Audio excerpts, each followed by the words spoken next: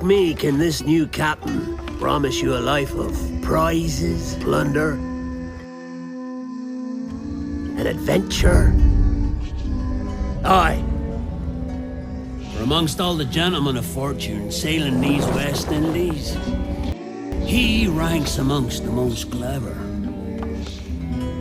There was a time when I thought myself the deadliest scourge of these seas. But this man... The excellent jewelry and fur products of the people of the Northern Vale not only gave rise to their booming maritime trade economy, but also brought about many illegal dealings, such as with the notorious pirates of the Northern Vale. For a long time, the pirates of the Frozen Sea and other sea regions existed as bands.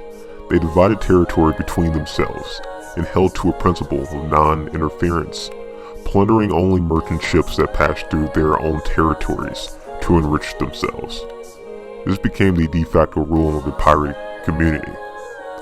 This widely respected order lasted until the arrival of Bane and his men, cruel, cunning, violent, and tyrannical.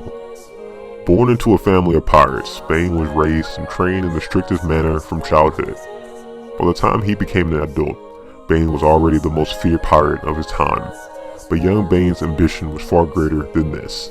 Not long after, Bane murdered his uncle and assumed control of the Behemoth, a seaborne fortress with an enormous battering ram and dozens of cannons, hence truly becoming Captain Bane. At this time, Bane learned of a secret.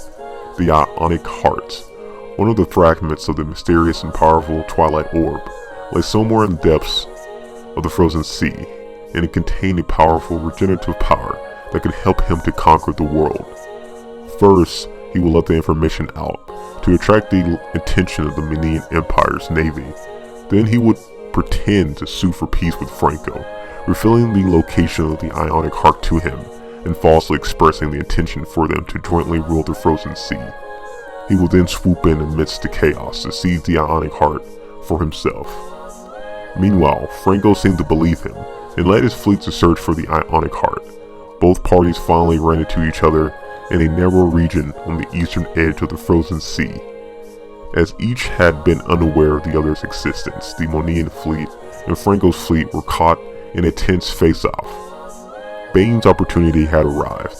He ordered his men to sneak into both fleets with fast and stealthy boats and suddenly open fire, thus igniting a massive naval battle, decimating both forces. All he needed now was to find the Ionic Heart, and he would have power enough to conquer the world.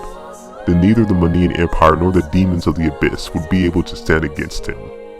Just as Bane was exulting in his victory, a huge cannon fired from the fleet behind the Behemoth, making a direct hit on the flagship.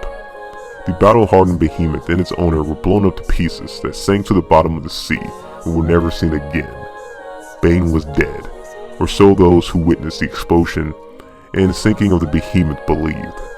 His enormous pirate fleet disintegrated and scattered, and peace was restored to the Frozen Sea. The man who had fired the cannon was none other than Bane's nemesis, Franco. Bane's age of piracy was over, and he would gradually be forgotten, while Franco would become the new ruler of the Northern Vale's coastline. As if possessed, Bane's broken body regained consciousness. It was the Ionic Heart that Bane had spent so much effort searching for. Upon touching it, a tremendous power surged through him, repairing his shattered body. What Bane could not imagine was that a giant octopus had just then picked him out as his prey, reaching out and touching him as he laid hands on the Ionic Heart. As he fought the octopus, Bane was forced to release his grip on the Ionic Heart, letting it fly from his hands and sink into the sea. However, its residual energy enveloped Bane and the octopus and started fusing them into one. On the Northern Vale shores, the coming and going merchant ships were busily loading and unloading cargo. In the distant waters, the resurrected Captain Bane was no longer bemoaning his repeated failures. Looking at his new body in the familiar seas, he smiled once again.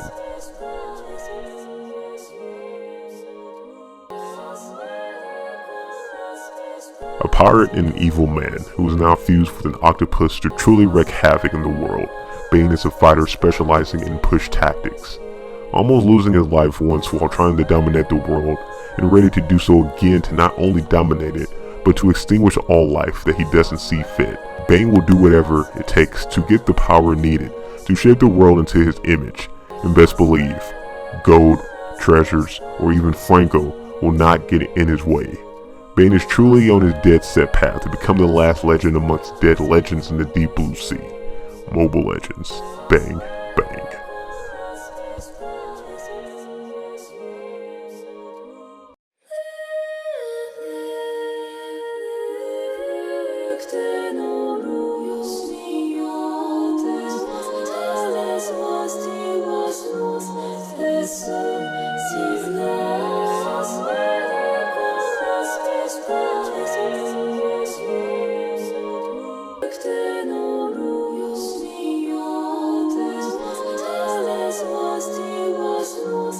This